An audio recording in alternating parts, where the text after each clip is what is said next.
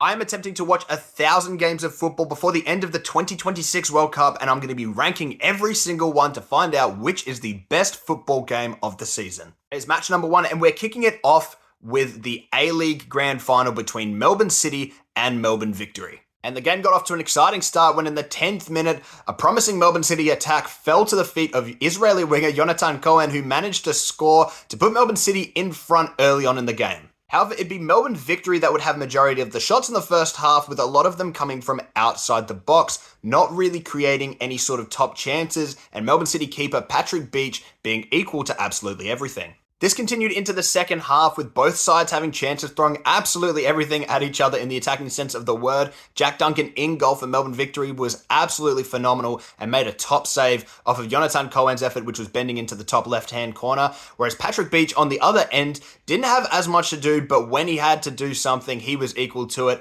and put up a fantastic performance to keep the deficit at 1-0.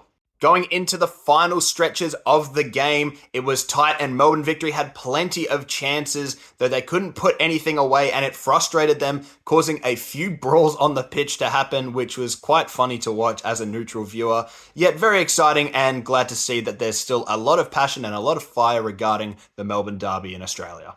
Overall, the match would finish 1-0 with Melbourne City running out winners of the 2024-25 A-League season. A fantastic performance from them in the final, and Melbourne Victory, despite doing well to get this far, just not as impressive on the day as they needed to be. And while it wasn't the best game of football, judging by the 1-0 scoreline, it was still a really fun game to watch.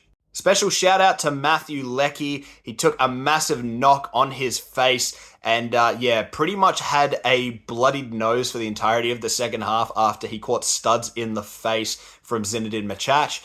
So yeah, absolute trooper, and it left us with some really funny photos of him with a bandage wrapped around his head. So credit to you, Matt.